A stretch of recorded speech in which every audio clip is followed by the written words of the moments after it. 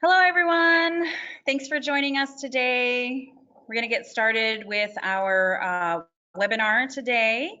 And many of you have been joining us throughout this series. Today is episode 7, Thinking Beyond a Few Bad Actors, Colonialism and Catholic Sexual Abuse in Indian Country with Dr. Kathleen Hollscher.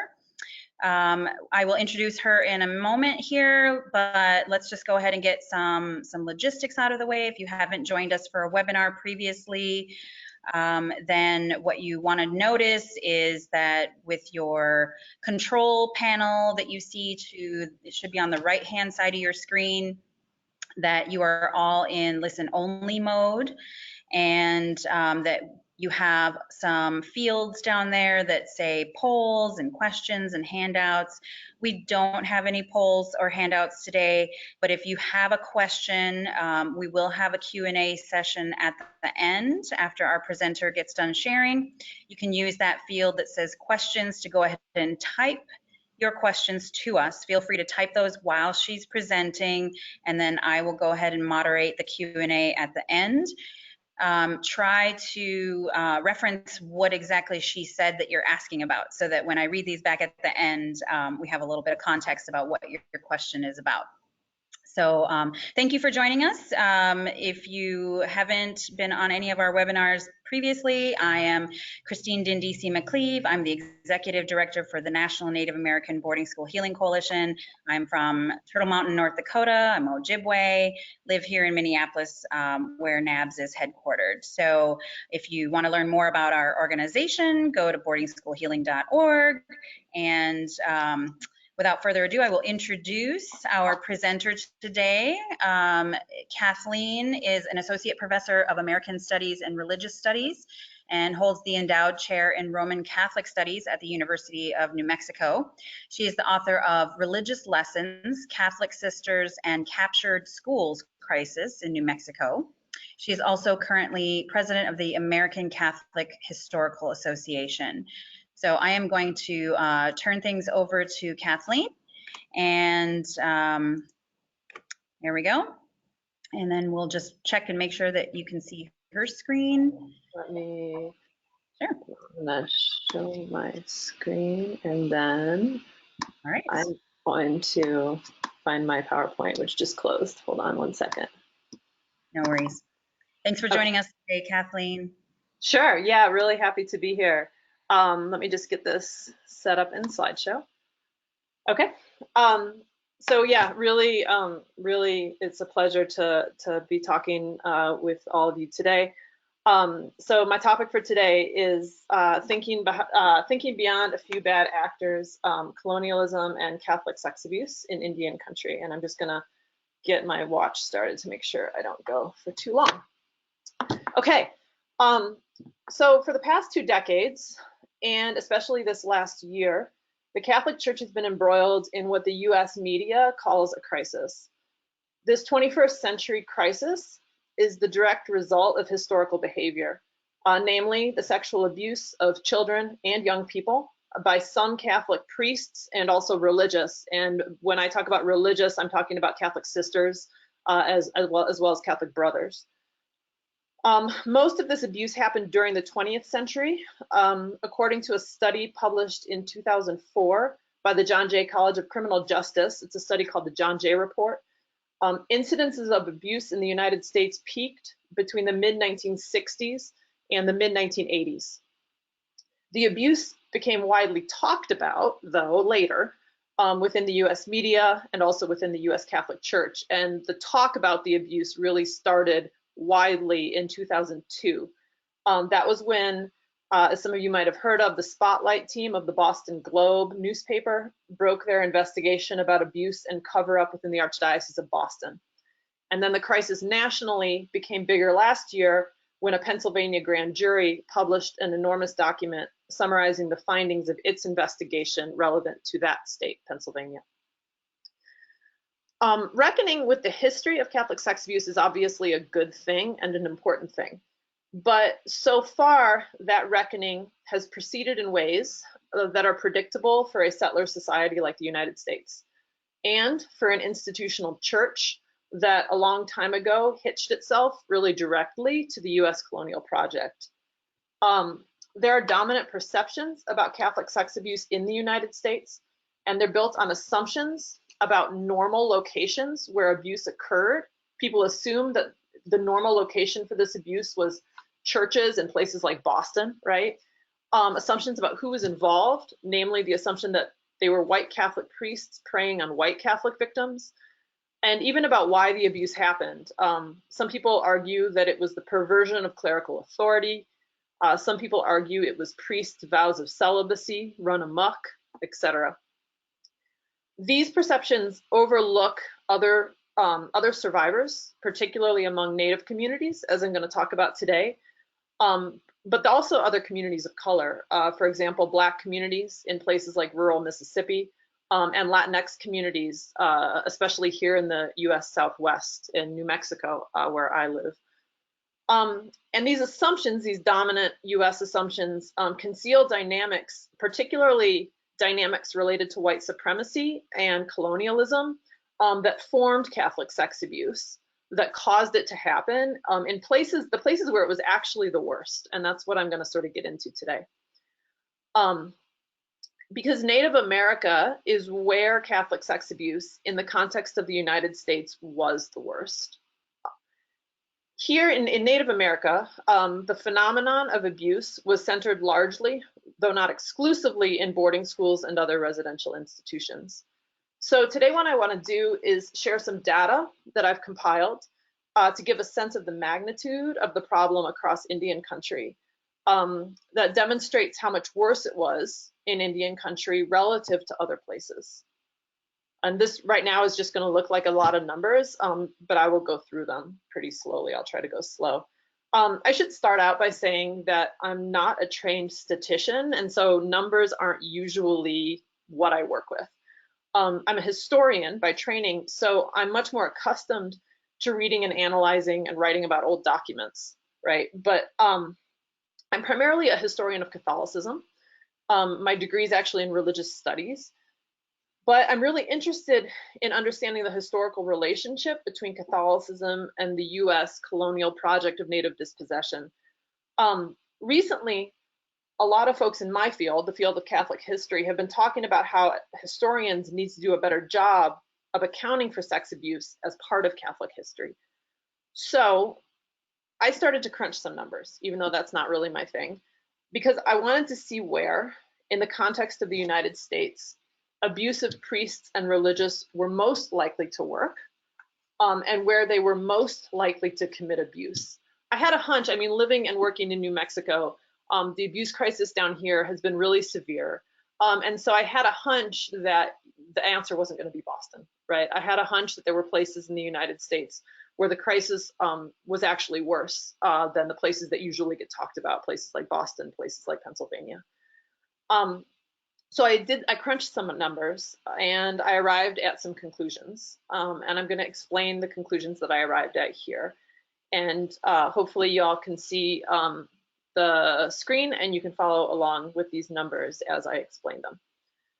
So what I did first was I compared dioceses.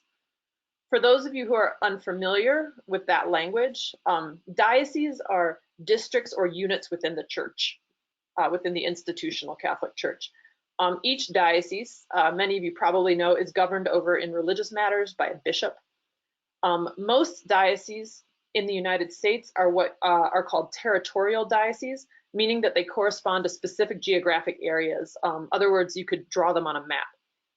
There are 177 territorial dioceses in the United States, and that doesn't include US territories or dependencies, so places like Puerto Rico. Right in the United States, there are 177 of these dioceses that you could draw on a map.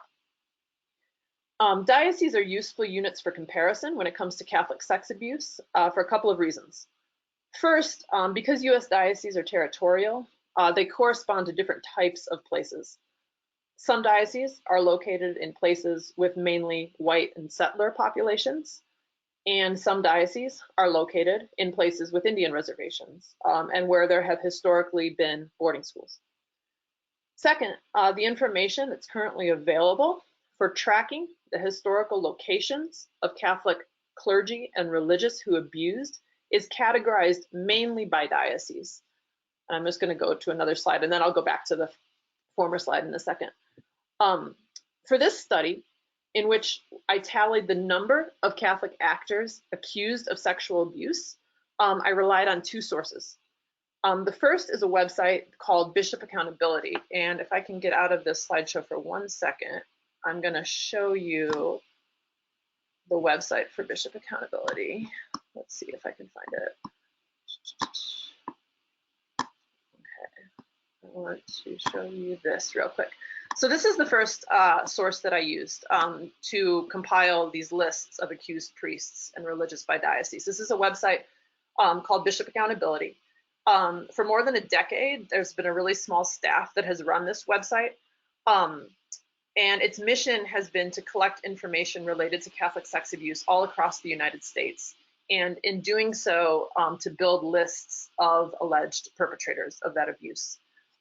So you can see here, for example, on Bishop Accountability, you can find lists of priests and also religious Catholic sisters, Catholic brothers, who have been accused of abuse, and you can look by state, right? And within different states, you can look by diocese. So if you go to a place like Montana, which I'll talk a little bit about, you can look at the Diocese of Great Falls Billings, and you can see that the staff at Bishop Accountability has come up with a list based on publicly available information of all the priests and religious in that diocese that have been accused of abuse. So you can see that their list has 44, mainly priests, but also some Catholic sisters accused of abuse in that diocese. So I used the lists available on Bishop Accountability. Second, I used another set of lists. I used lists of alleged perpetrators that have actually been published by the individual diocese. So for example, this is a list of alleged priests and religious accused, allegedly, who allegedly committed sexual abuse, and it was published by the Diocese of Helena in Montana. And there are many dioceses, not all dioceses. Some dioceses have not published their own lists, but an increasing number of dioceses have. So in both cases, these lists, as I said, include mainly priests, but they also include the names of Catholic sisters and brothers. And occasionally they also include other names, including deacons, Catholic deacons, Catholic seminarians, men who were accused of abusing minors while they were training to become priests. That's a seminarian. Or lay employees of Catholic institutions. So men and women who were not ordained as priests or who were not sisters, but who were staff or employees of boarding schools are also sometimes included on these lists. So let me get back to my. Okay, so going back to this, I looked at these lists for basically each diocese in the United States, each territorial diocese. And what I did was I came up with a total historical number of accused Catholic predators per diocese by cross-checking the information from these two sources against one another, right? So I sort of put the two lists together for each diocese, made sure that there weren't names being repeated, right? Because the lists don't always line up perfectly. Some lists, Bishop Accountability lists, have names that are not included on the diocesan lists. Some diocesan lists have names that are not included on the Bishop Accountability list. So I cross-checked the lists and came up with a total historical number of accused Catholic predators for each diocese. My goal was not to figure out which diocese in the United States had the highest total number of alleged predators historically, because obviously there are some dioceses in the United States that are enormous, and during the 20th century were home to an enormous number of Catholics and an enormous number of priests, right? So places like Boston, places like the Archdiocese of New York or the Archdiocese of Chicago. So I wasn't interested in figuring out which diocese had the highest total number of accused predators. Rather, I wanted to get a sense of the diocese that had the highest rates of historical predators per capita. In other words, places where the presence of priests and religious who were eventually accused of abuse was most frequent given the population, right? So I looked at these dioceses across the United States, I took the historical number of priests and other Catholic actors accused of abuse in each diocese, and I compared it to the population of each diocese. To keep it simple, I took the Catholic population from just 1 year, a year that was near the height of the abuse crisis.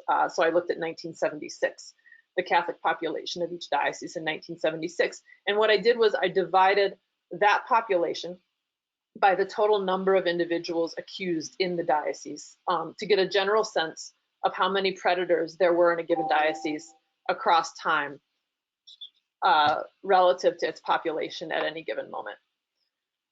I should note here that crunching numbers in this way is necessarily not an exact science, and I'll mention just a couple of the uncertainties involved. First, the list of accused that are available, whether via bishop accountability or via the different dioceses, those lists are always changing. Dioceses regularly update the lists that they make public as new allegations surface or as the diocese learn about or admit past abusers that they haven't known about or admitted before. They might update their lists. Some update their list multiple times a year. Some dioceses use more limiting criteria for including abusers on their lists. So some dioceses will include every man and woman who's been publicly accused of abuse, and some use language of credibly accused. And of course, what does it mean to be credibly accused, right? That's kind of up to the diocese to decide. And so that's one way in which some dioceses can be less transparent in the lists that they make publicly available. And bishop accountability is likewise always updating its lists, and because it has a very small staff, and so necessarily its lists are not always up to date. Plus, as I said, not all US dioceses have released lists. The ones that are listed here that you can see on the screen in front of you all have released their own list, and that's often the case because these dioceses, with the exception of a couple that I'm going to talk about, have gone through bankruptcy as a result of Catholic sex abuse. And often as a provision of bankruptcy, they're required to make these lists public. But as I said, there are dioceses, and also not only dioceses, but religious orders, groups like the Jesuits and the Franciscans. There are dioceses and religious orders that have not released their lists. The Jesuits in the United States have all released lists. The Franciscans have not. The Franciscans ran a lot of missions, particularly down here in the Southwest, and they have not yet, with the exception of one province in California. The rest of the provinces of Franciscans in the United States haven't, to my knowledge, released lists yet. And when they do, if they do, hopefully they will, we will have more names than we do right now relevant to Indian missions. So all that said, talking about all those uncertainties, I am confident that the numbers available are reliable enough to establish broad patterns. And there is indeed one big pattern, and you can see it on the screen in front of you. Across the United States, the dioceses with the highest per capita rates of priests and religious accused of abuse are all dioceses that encompassed Indian lands and significant Native populations. Relevant to this webinar, in most of these dioceses, allegations of abuse have come primarily from survivors of boarding schools and other residential institutions. And so I'll take just a second now to go over the numbers that you can see on the screen.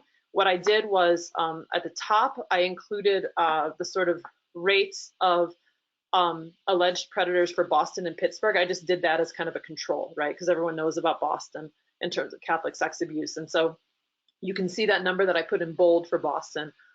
Historically, throughout the 20th century into the 21st century in Boston, there have been 283 men and women, mainly men, but 283 priests and religious accused of abuse, and a Catholic population in 1976 of over 2 million, right? So that means that there's basically been one priest or religious accused of abuse for every, say, 7,000 Catholics that were living there in 1976. I wanted to put those numbers, the numbers for Boston and Pittsburgh there, because I wanted you to be able to compare these other dioceses that have the highest per capita rates of alleged perpetrators. The Diocese of Fairbanks in Alaska has the very highest out of all 177 dioceses in the United States, has by far the highest. The Diocese of Helena in Montana The Diocese of Gallup, which spans New Mexico and Arizona because it encompasses the Navajo Nation. The Diocese of Great Falls and / Billings in Montana. And then the Diocese of Rapid City and Sioux Falls. The Diocese of Sioux Falls, the number is a little bit higher, and probably wouldn't go right at the top of the list in terms of looking at every diocese in the country. But I'm including it because there's a lot of overlap with the Diocese of Rapid City. And I suspect that abuse there, for a bunch of reasons, was even worse than these numbers indicate. So these dioceses are at the top of the list. Other dioceses with significant Native populations and notably high rates of predators, but maybe not quite as high, would include Spokane and Yakima in Washington, and also where I live, the Archdiocese of Santa Fe in New Mexico. So next, what I'll do, hopefully these numbers are clear to everybody. Next, what I'd like to do is say just a few things about the dioceses that are here at the top of the list, including mentioning the institutions that were the settings for the abuse allegations that came out of those dioceses.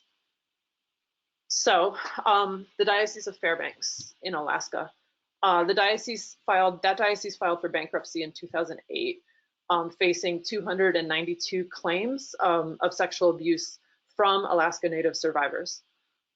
Nearly all those claims relate to missions run by the Society of Jesus, or the Jesuits, right?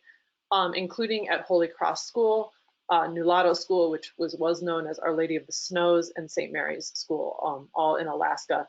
And the Jesuits, the Western province of the Jesuits, also filed for bankruptcy around the same time as a sort of side effect or an effect of these claims. Second, the diocese, this is the two dioceses that make up Montana, right? There's two. There's the Diocese of Helena and the Diocese of Great Falls Billings. The Diocese of Helena filed for bankruptcy in 2014, facing 362 claims, mainly, not entirely, but mainly from Native survivors. And then the Diocese of Great Falls Billings filed for bankruptcy in 2017, facing claims from 86 survivors. Most of these claims relate to the St. Ignatius School and Ursuline Academy adjacent to the Flathead Reservation, as well as St. Paul's School on the Fort Belknap Reservation, St. Labra School on the Northern Cheyenne Reservation, St. Xavier School on the Crow Reservation. In Montana, the accused include diocesan priests that work directly for the diocese and for the bishop, as well as also Jesuit priests, Ursuline and Franciscan sisters, and others. And notably, I think this is really something that people need to notice, right? About a quarter of the claims from Montana are against Catholic sisters. And that's something that you actually see across several of these dioceses.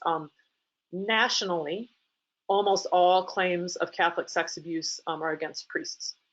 But the dynamics in Native America are different. And there's a significant number of Catholic sisters who were perpetrators of Catholic sexual abuse in Native America compared to other places in the United States. And the claims in Montana are suggestive of that. The Diocese of Rapid City and Sioux Falls in South Dakota. Let me just check my, okay. So in South Dakota, more than 100 Native survivors have filed claims related to at least 5 Catholic mission institutions.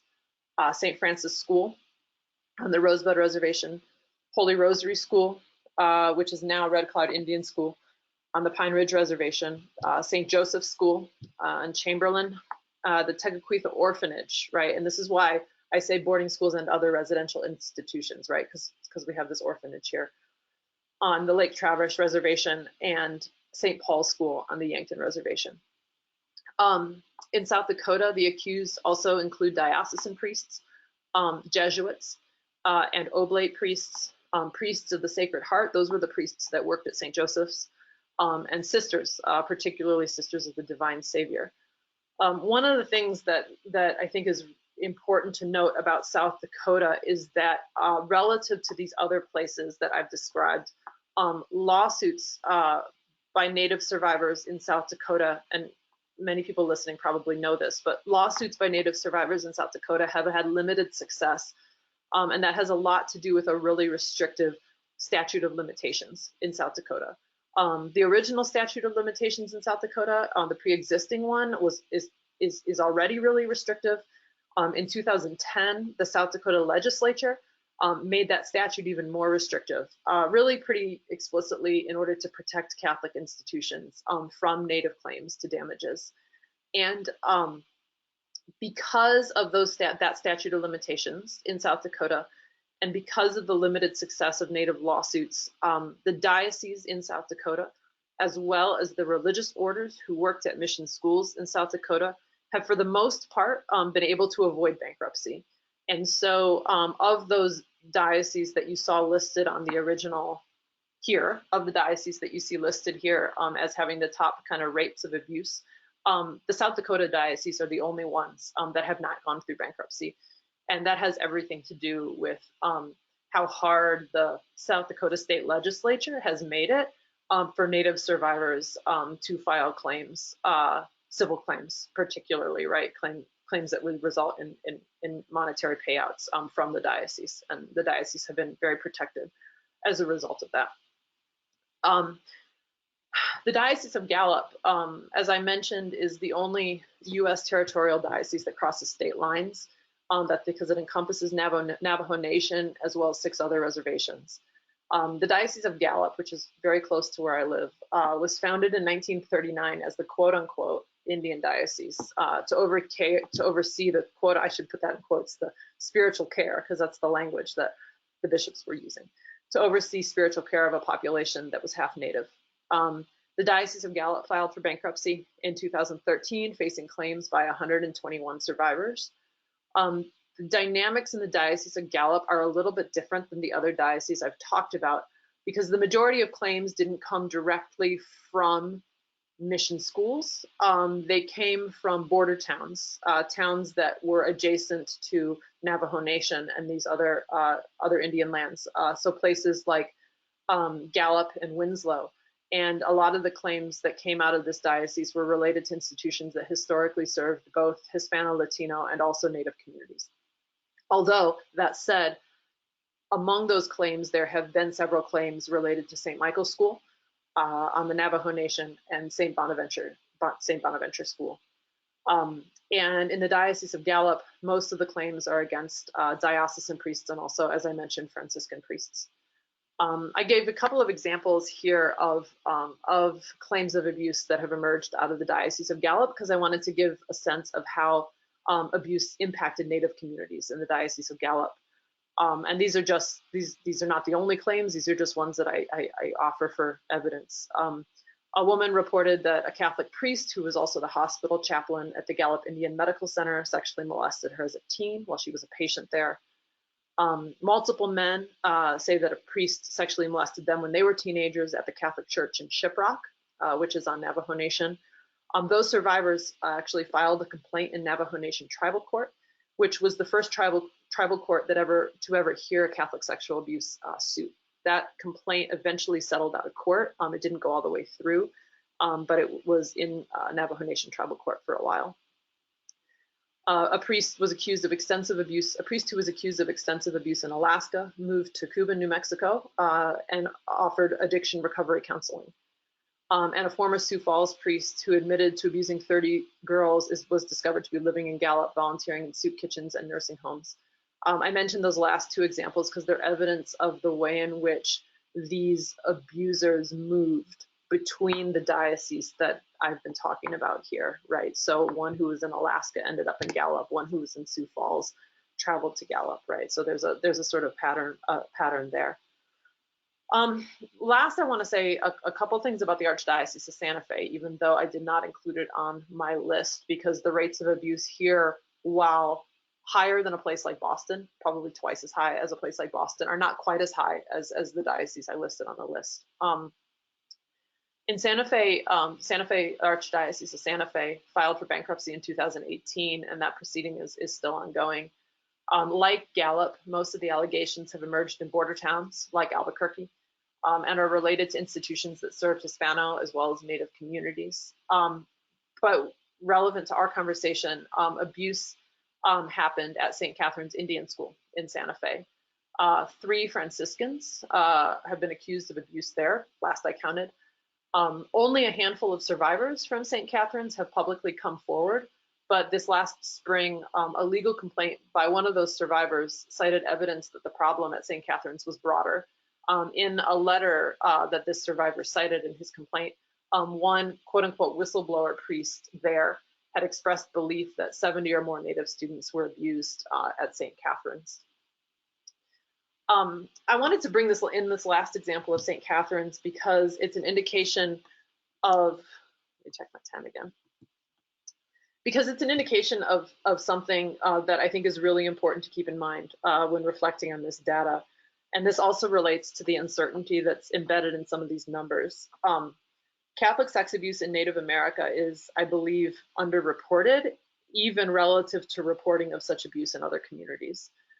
In other words, the numbers that I shared here, which are all based on reporting by survivors, either via lawsuits that they filed or claims that they made directly to dioceses that those dioceses later disclosed, the numbers here are only part of the story.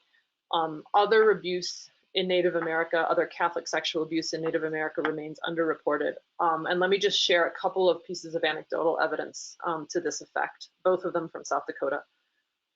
First, the Oglala Lakota journalist, Tim Giago, as many of you probably know, has published a remarkable account of his childhood at Holy Rosary Mission at Pine Ridge. It's called Children Left Behind. In that book, Giago unflinchingly discusses sexual abuse by 2 staff people at that school, as it happened both to him and a sibling. According to Giago, one of those men was a serial abuser of children.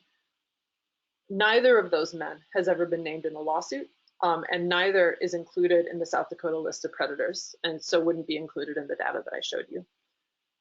Second, I've come across multiple examples of priests self-reporting abusive behavior against Native young people, usually in correspondence with their superiors. Take the example of a Jesuit priest named Bernard Fagan, who was the director of St. Francis School in South Dakota from 1969 to 1982. In 1994, Fagan wrote a letter to an official in the Diocese of Grand Rapids, and in it, he himself described episodes of, quote, sexual activity with Native girls involving more than a dozen individuals. Although their age of these girls, right, that was his language, girls, although the age is unclear from his letter, the priest expressed knowledge and regret that he, quote, took advantage of vulnerable persons. None of these girls, women, right, none of these women, as far as I can tell, has publicly accused Fagan of abuse.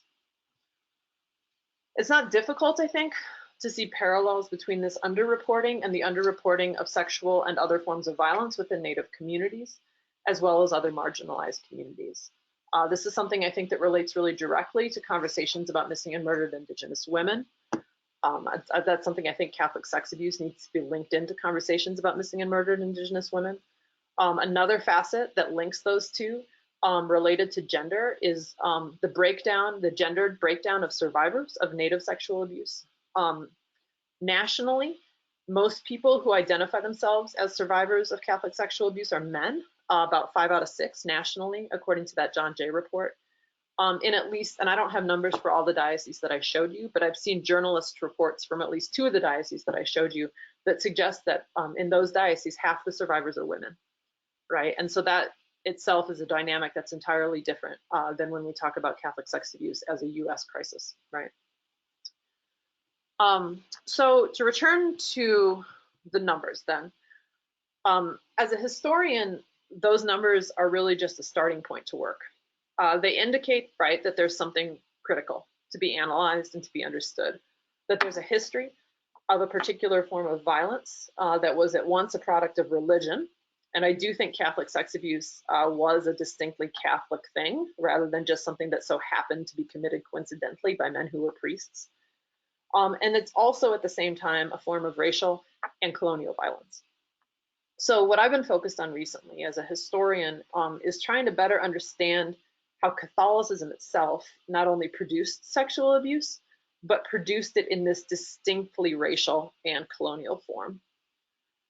Catholicism, of course, is a really big category. It includes many different things that you could analyze.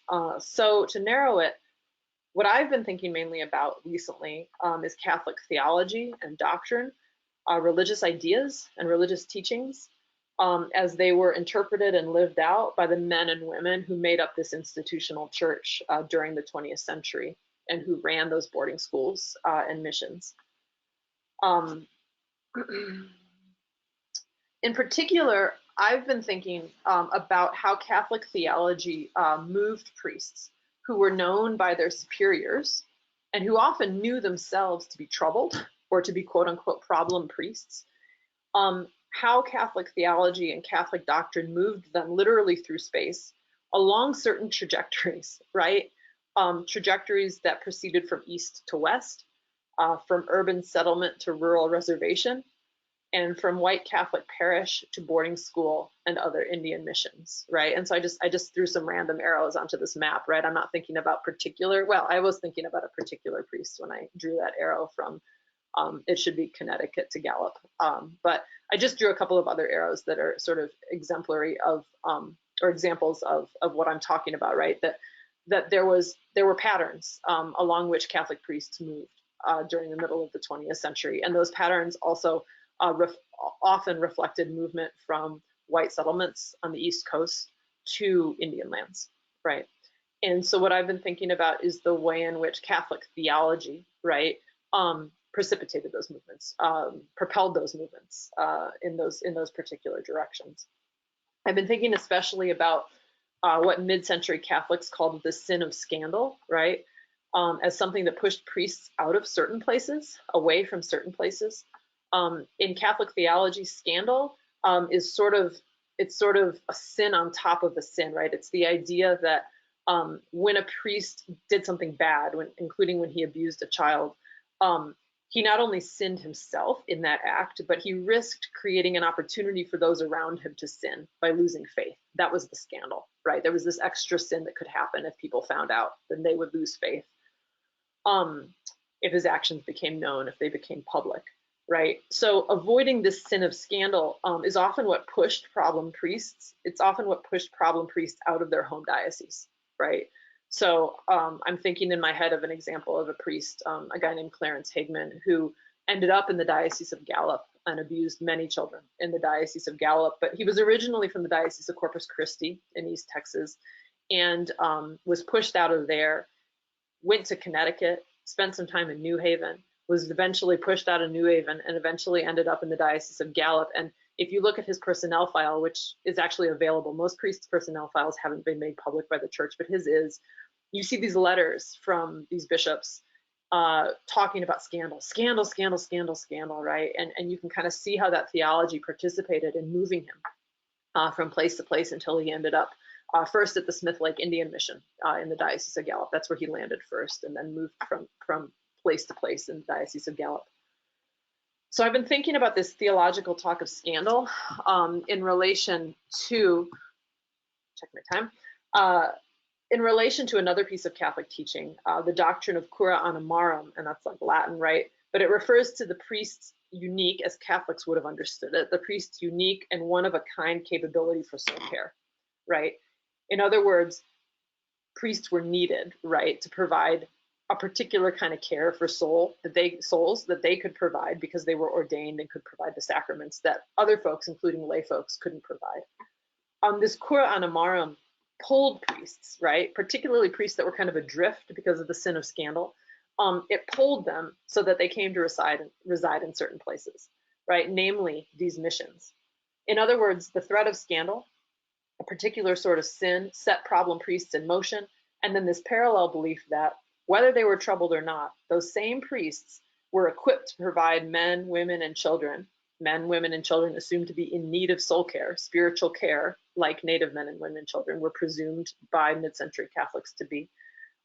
It pulled them, right, across lines of racial and colonial difference, right? So I almost think of it as like this really kind of horrific magnetic field, right, where these priests are pushed away by the sin of scandal from settler populations and then are pulled by this doctrine of cura animarum, this doctrine of soul care that they have a responsibility and ability to care for the souls of Native people, pulled them so that they ended up in places like Gallup or places like the Dakotas.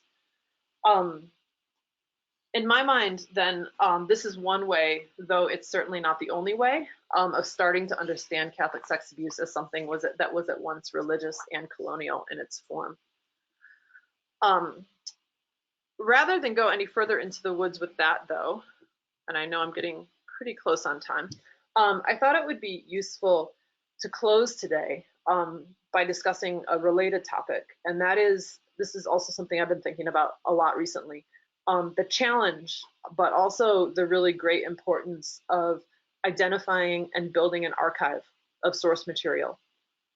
An archive related not only to Catholic sex abuse, but specifically related to that abuse as it happened across Native America. Bishop Accountability, that website that I showed you earlier, is a wonderful resource, but its purpose is enormous. Its purpose is to collect documents related to the abuse crisis from across the entire United States. And perhaps, unsurprisingly, its collection is most extensive when it comes to major dioceses, big dioceses, populated dioceses with white Catholic populations, places, again, like the Archdiocese of Boston, right? So Bishop Accountability is a great resource if you want to understand Catholic sex abuse in the Archdiocese of Boston. It's good, but not as great if you want to understand the abuses that happened in a place like Gallup or a place like Helena, right? So I think there needs to be an independent archive of Catholic sex abuse in Native America. What would this archive look like? I think that certainly such an archive would need to begin with the stories of survivors.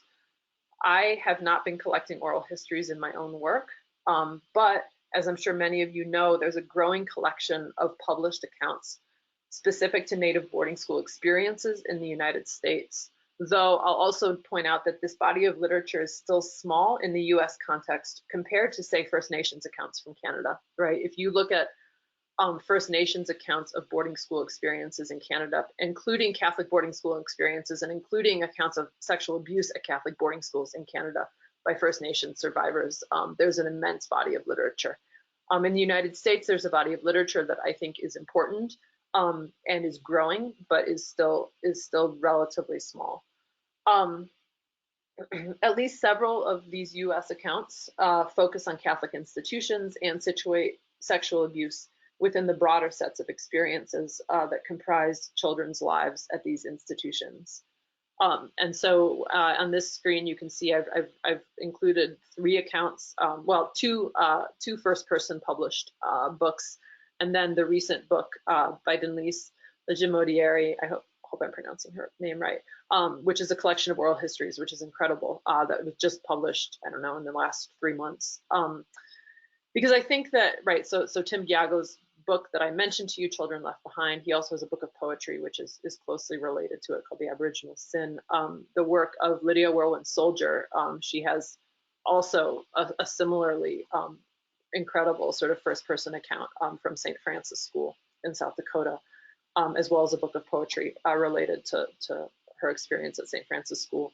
And then Stringing Rosaries, the new book, which is a book of oral histories of boarding school survivors. And if many of you, some of you have probably read this book, but it includes many accounts of sexual abuse, many mentions of sexual abuse from Catholic schools and residential institutions, particularly 3 that I mentioned when I was talking about those dioceses in South Dakota.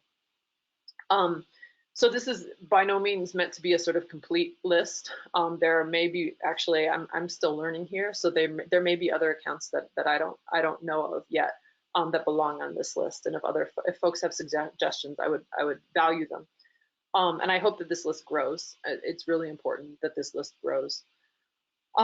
So as I said, I think it's important that we think about these accounts as a unified body of literature. An essential set of source material for understanding not only Catholic sex abuse, but really 20th century US Catholic history. I'd really like to see the study of US Catholic history emerge from places like this, from source material like this. And we can then imagine this work, I think, as the heart, as the center of a new archive of the sex abuse crisis, one that would expand outward to also include other types of documents, including journalists' investigations, and there have been some really good journalist investigations from both South Dakota and Gallup. Legal filings, I've been looking at a lot of legal filings and court decisions in my work. Some legal filings, not all legal filings, but some also include the voices of survivors, often in more fragmented form, but they also include the voices of survivors.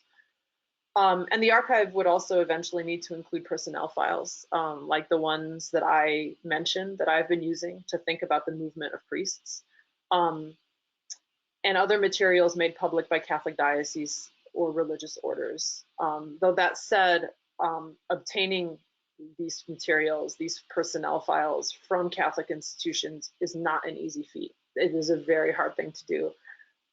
The availability of personnel files is almost always dependent on the outcome of litigation and bankruptcy proceedings. It almost always depends on whether files have been made public after a process of discovery in a litigation process, or as a provision of a bankruptcy. Oftentimes as a provision of a bankruptcy, there's usually a non-monetary provision saying that the diocese is required to release files. So the challenges involved in compiling an archive like this are enormous. But regardless, I think that defining and publicizing the existence of such an archive is an important step toward building public recognition of Catholic sex abuse in Native America as its own phenomenon, as its own problem, as its own crisis, rather than, as I think it too often in the US context, it's sort of remains unremarked as a subset of the US crisis of abuse. And I think that is where I will leave things. I'm really happy to take any questions that folks have. Thanks. Wow, thank you, Kathleen, for that very informative presentation. Very, very heavy topic for a lot of us, and we really appreciate you doing this research and looking into this as a Catholic historian, and then sharing, your findings that this really did impact Native communities differently, and was in fact more prevalent within Native communities. So I look forward to seeing your continued research. We don't have any questions from our online audience. If somebody, oh, here we go. I was like, there's no question. So I wrote some myself, but I'll go ahead and yes, so it says, can you share the list of books that you mentioned? I actually was thinking of taking a screenshot and sharing that as well. So, okay, so let's see. Looks like Kathleen just handed the screen controls over to me. So Kathleen, can you now see my question slide where it says questions? Okay, so if anyone else has any questions, I see someone has a hand raised, but you'll need to go ahead and type your question into the little box that says questions. Okay, thank you for this presentation. You are doing impactful, important work. Do you have any information about other religious organizations as abusers, for example, Mormons? Kathleen, can you hear me? Kathleen? Kathleen? Oh, I think she went on mute. Okay, so let me just send her a quick chat. And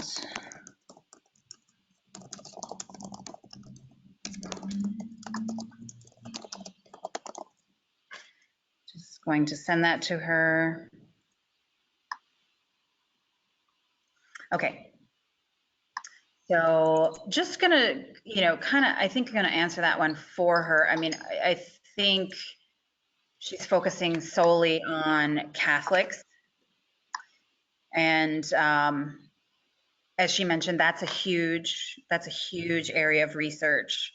So, This is more of a comment, but I really want to applaud you for this work, not only for this topic, difficult as it desperately needs to be told. Thank you. I've been unable to find any information on my elders who attended St. Elizabeth in Purcell, Oklahoma, not even sacramental records. Do you have any suggestions? Okay, that's a really good question. And I'm not sure if Kathleen can hear us yet. Can you hear us, Kathleen? Okay. Let's see. We will, so I have your name, the person who just asked that question. And if you want to go ahead and send me an email at info@nabshc.org. Oh, hey, can you hear us, Kathleen? Okay. We can hear you, but you can't hear us. Some technical difficulties here. So yeah, so we will go ahead and respond to you via email. Hello? Yeah, okay. I can hear you. Okay, so sorry about this, folks. So I think these other specific questions, we'll have to go ahead and have you email us. I'll try to see if I can answer any more of these. This is great, lots more questions coming in. Let me just try and send her another chat.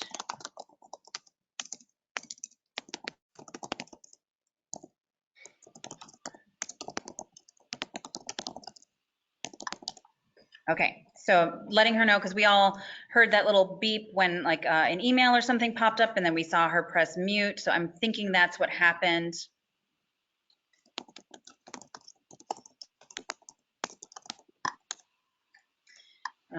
So as dioceses and orders are revealing the list of those credibly accused, what are some of your thoughts on how the term credibly? I can hear you now. Great, welcome back. Did I turn it off very early in the presentation? Yes, you had a little notice pop up and it went ding, and then we all saw on your screen that you went mute. You hit a button to mute those. And I think it turned your sound off. So I've been reading some questions, and some of them I had answers to that because they were pretty general. Somebody asked if you collected information on Mormons, and I said, no, this seems to be, specifically on Catholics, which is already a huge area of research. This person says, I've been unable to find any information on my elders who attended St. Elizabeth in Purcell, Oklahoma, not even sacramental records. Do you have any suggestions on where to look? No, I mean, I think the Bureau of Catholic Indian Missions, right, is like the obvious place, the archive up at Marquette. I know that folks haven't always had the easiest time getting them to release files, although often I believe the more specific you are in your request, the better luck you might have. Okay. I did tell that person that she can email us, and we'll try to get in contact with her and talk to her a little more about that. This next one says, as dioceses and orders are revealing lists of those, quote, credibly accused, end quote, what are some of your thoughts on how the term credibility shifts within those areas? I mean, I think, for me, this is the diocese still retain a lot of leeway in defining it, right? Which is one of the big problems. I think that the dioceses that are more transparent and the religious orders that are more transparent will use the criteria of publicly accused, right? Which I think is a criteria that suggests a little bit more of an even playing field, right? Because if it's publicly accused, then you can sort of set the standards for what that means, and you can understand the standards for what that means. To me, credibly accused often suggests that dioceses get to kind of retain their own internal standards for deciding who gets counted on their lists and who doesn't. And I think that's a problem in part because some dioceses then end up with really long lists, and some dioceses end up with lists that are deceptively short because of the criteria of credibility that they use. Mm-hmm. Right. It's also hard to make accurate comparisons when they're all defining it differently or on their own, making up their own definitions. So this question is, your research and transparency is remarkable, especially as a voice of influence within the church. I have gobs of questions, but I'll start with this one. Have you received pushback from anyone within the church, or is there anyone else within the church doing the same type of research? I've not, I mean, the one thing I will say is I'm not really within the church, right? I teach at a public, I mean, I'm a scholar of Catholicism. My PhD is not from a Catholic institution. I teach at a public university, right? Before I taught, I teach at University of New Mexico. Before that, I used to teach at Villanova University, which was a Catholic university. I think it would have been harder to do this research at a Catholic institution, although depending on the institution, some institutions have gotten a little bit better about sort of recognizing the need for these kind of conversations. Some haven't, but I feel very fortunate to be a scholar of Catholicism that really has no formal affiliation with the Catholic Church. I think it's the only way that I've been able to do this kind of research. I wouldn't say that I've gotten pushback, but I think that the people who are interested in hearing this stuff are not necessarily people within the institutional church, right? Yeah. Okay, so we've still got a good 15 minutes according to what we scheduled, because we still have a lot of questions. This is great. So this one says, thank you for insightful information, and Gallup wants to utilize a health impact assessment tool to investigate churches' infiltration in communities. Would you be interested in being involved? Yeah, send me an email for sure. Can I, is my contact information available somewhere that's easily accessible? I mean, you can Google me for sure, and it should come up, but. Right, we did not publish your contact information, but if somebody emails me at info@nabshc.org, I can put them in contact for sure. Please, certainly pass along my contact information. That would be great. And the person who had asked previously about finding their relatives' records and the mention of Marquette, she said Marquette doesn't have them, but she said thank you for your answer. So this one says, great presentation. I understand there are still about 25 Catholic mission schools like Red Cloud, St. Michael's, etc., operating in Native communities. What are Dr. Holscher's thoughts on the future of these schools and the need for truth and healing related to these schools? I mean, the need for truth and healing is I can't even talk about the magnitude of that, I think that the institutional Catholic Church in the United States has gotten off the hook, even compared to Canada, right? I mean, and the institutional church in Canada is like not exemplar and not a great example of anything, but because of the truth and reconciliation process in Canada, the institutional church has been forced to reckon a bit more than in the United States. In the sort of small cases, like one of the things, so the U.S. bishops as a whole have never said anything about it in the Native context, nothing. The orders that were most involved have said very little in terms of reckoning, in terms of reconciliation. One interesting example that comes to my mind, the Diocese of Fairbanks went through bankruptcy, and as part of one of the non-monetary provisions of that bankruptcy, the diocese was required to apologize, not just for Catholic sexual abuse, but for the assimilation that went on during as part of Indian missions. And that's the only place I've seen where a piece of the institutional church in the US context has actually apologized for boarding schools and for Indian missions. And it only did it because it had to, because it was a non-monetary provision of the bankruptcy. It's something that survivors managed to get in there. Yeah. Wow. Yeah. So another question, where can we find more information about the two examples you mentioned of Catholic theology? I mean, again, send me an email. This is something that I'm trying to write about right now. And I'm eventually hoping to publish either an article or a chapter in an edited volume where I'll go further into that. There hasn't really been anything. I mean, you can learn about the sin of scandal. I mean, it comes out of like Augustine. Yeah, I mean, way back in Catholic history, there's talk about sin of scandal, right? But there hasn't really been anything. There's never been anything written about it, as far as I know, in relationship to sexual abuse. And so that's why I'm hopefully going to be able to publish something about that, certainly in the next year. Great, great. Okay, so here's one more. As it relates to healing and reconciliation, have you seen any Catholic organizations, institutions, or dioceses who have started this work or have been more forward-thinking in terms of reconciliation? If any, how have they done so? I mean, I think, you know, nobody's done well. I mean, I'll start by saying that. I think that, you know, just as a case in point, the U.S. Conference of Catholic Bishops released a statement last fall, almost a year ago, 10 months ago, on racism. It was called Open Wide Our Hearts, and it was a pastoral letter that it was an official document released by the U.S. Conference of Catholic Bishops on racism and white supremacy. And they don't acknowledge colonialism in it at all, really. They think about racism in the context of anti-Black racism, anti-Indian racism, and anti-Latino racism, but they all sort of just think about racism as something that happens when people sort of like feel like ill. As something that happens on the individual level, right? Like some bad actors, right? Some bad actors are racist, and that's when racism happens. And they don't think about colonialism as structural, right? And the ills and the disaster of boarding schools was part of a structural problem that the Catholic Church participated in. And there's really been no institutional acknowledgement of that on the part of the U.S. Church. Among individual orders, religious orders, I will give the Jesuits some credit for transparency, particularly in the release of these lists.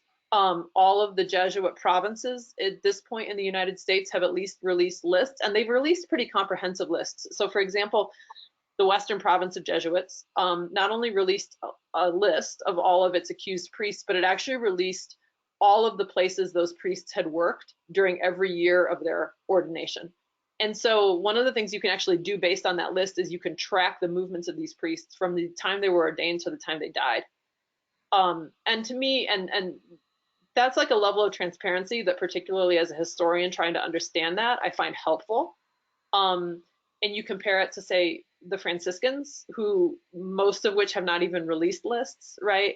So I'll give the Jesuits some credit for that. I don't think that amounts to like a reconciliation. It doesn't amount to a reconciliation process, but if you're gonna set the bar pretty low, right, then I'll give them some credit that other elements of the institutional church in the United States I wouldn't give that kind of credit to. Yeah. Well, these are really good questions and really good conversation and dialogue that we're having. I got a couple more questions for you, but just want to interject and say that the Boarding Coalition is continuing to look into this and how we can work with both the government and different denominations, including and especially Catholics, really, around truth and healing and ultimately reconciliation. But what we know is that the truth has to come out first, and to use religious terms, that there needs to be that atonement, that acknowledgement, and that repentance before you can enter into any reconciliation. So we've seen some good examples of that, and some other examples that need to go a step further, and several denominations, Protestant denominations, have repudiated the doctrine of discovery and are looking into their role in boarding schools. And it just seems like the Catholic Church, because of all the lawsuits or sexual abuse, is perhaps just afraid to go there because they don't want to admit any liability. But really, this isn't a legal issue, this is a spiritual issue. So hopefully some leaders within the church will step up to that. Yeah, I think that within the Catholic Church, and I'll put Catholic historians on the hook for this too, right? There's this belief, the Catholic Church in the United States likes to think of itself as a church of immigrants. And it likes to think, and I think that is one way that it gets away from understanding itself as a colonial church. Right. That's a complete disconnect. Yeah, so, the focus is, we're a church of immigrants. Like, let's celebrate. And those are my ancestors. I understand that. Let's celebrate the Irish who faced hardships and came over here. Let's celebrate the Italians who faced hardships and came over here. And certainly that is part of Catholic history in this country. But the colonial aspect is also part of Catholic history, right? And I think that it's not as enjoyable for white Catholics to think about, right? And so it gets downplayed. Right. Right. So this question is actually mine. So there must be something when somebody becomes a priest or a nun that they can't be quote unquote fired, right? It's like I understand it as a sacrament, a marriage to God. So and you can't divorce, right?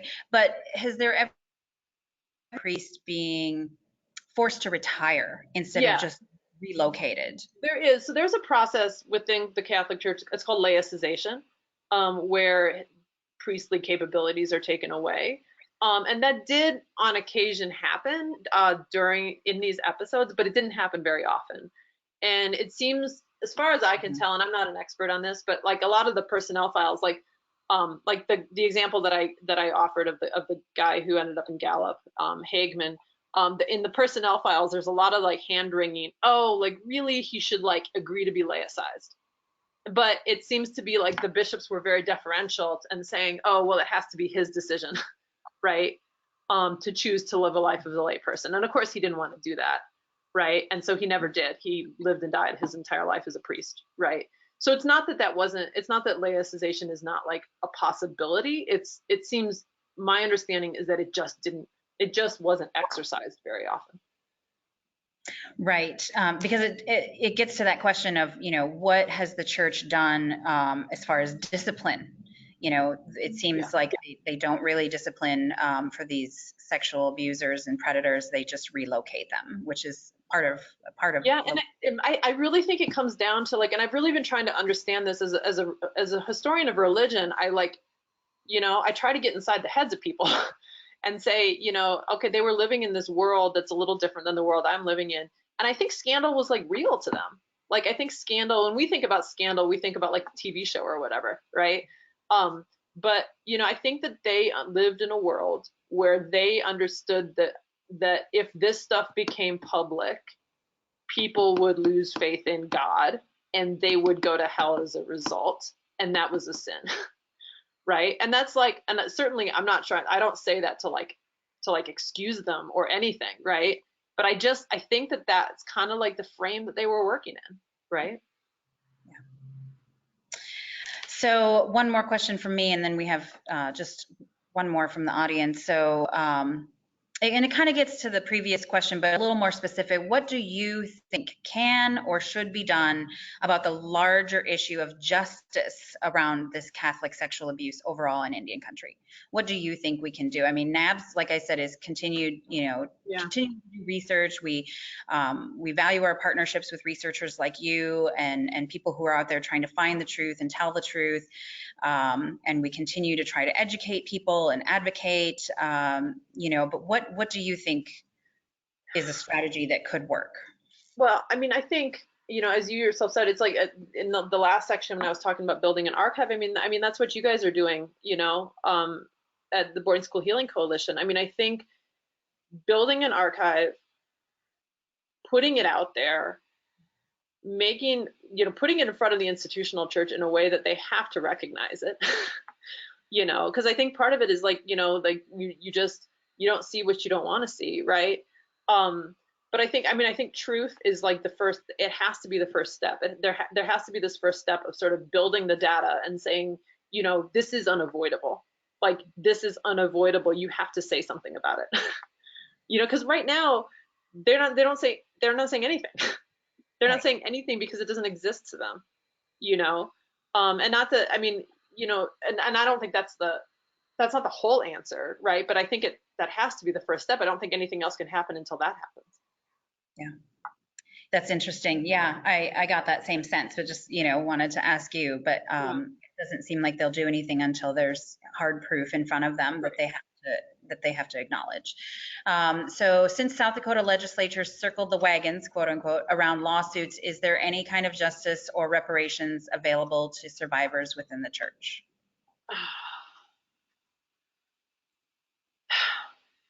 Justice or reparations. Yeah, no, I don't. At this point, I wish I had a more hopeful answer. You know, I mean, I think one of, I mean, certainly there's, you know, there are survivors organizations, and so individual survivors, you know, can find a lot of support and a lot of sort of healing through, you know, organizations like, you know, the big one in this country is SNAP, Survivors Network for Those Abused by Priests, right? So there are support networks for survivors, certainly, but that's not justice at all, and that's not reparations at all. And the way that, you know, and you know, I'm not somebody who wants to like just like celebrate the U.S. legal system either. Like, I don't think the U.S. legal system has not done justice for Native Americans. I mean, I don't have to say that, right? Like the U.S. legal system is sort of built in a way that can never provide justice to Native Americans. But right now, I mean, the way our society is structured, that's the only realistic avenue, right? And so that's why people use it. Right. So I will add to that there have been some efforts to get that legislation changed in South Dakota, and there's a group of survivors of Catholic Indian boarding school sexual abuse called Nine Little Girls, and they have done some lobbying efforts, and this actually legislation has been proposed twice to change that statute of limitations, and both times has been voted down by narrow votes. So if you live in South Dakota, contact your legislators and you know, tell them where you stand and ask them to vote to change that statute of limitations. I mean, that's, you know, like, you know, you make a good point about justice, not, you know, not the legal system not really providing justice, even though that's what it was established for. I think it was also established to protect those in power, but it is one way, you know, other than the church voluntarily coming forward and entering into reparations, they're not going to do it until they're court ordered. And so that's specific to South Dakota. Yeah, and you can actually, if anybody's interested in that legislation, you can actually go on the state legislature's website, and all of the hearings every year. This resolution comes up, right, and people vote on whether they should get rid of it, and all of those are recorded and they're all online. Yes. Yep. If anybody's interested, including the hearings, the committee hearings where that resolution was passed, those are also available in recording online. Right. Yes. So look up your representative and find where they stood on that voting record. So one more question, and then I think we'll wrap it up as we are at time here. But this is a good one, and it's kind of I know we're at time, so I don't know if you can have a simple answer for it, but I wanted to make sure that we get it. What are your thoughts regarding the Pope and this issue of Catholic sexual abuse in Indian country? I think the Pope has been the Pope has been uneven, right? I mean, he's been uneven around the question of colonialism more broadly. He obviously he refused to come to Canada to apologize, right, for residential schools there. He said some more promising things down in South America a couple of years ago.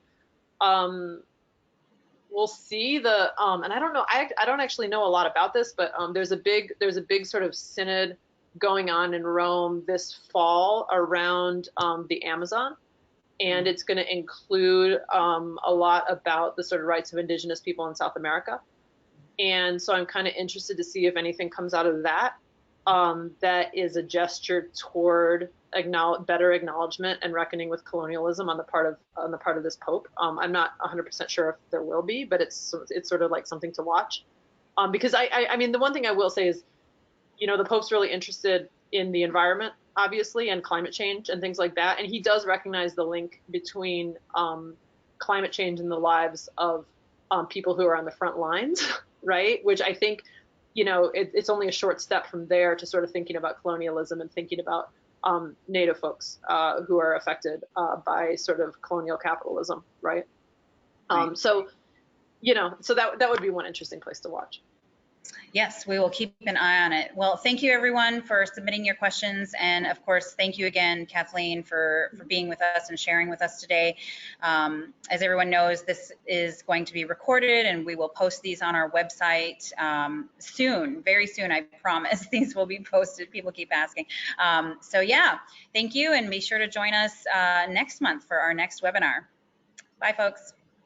Thanks.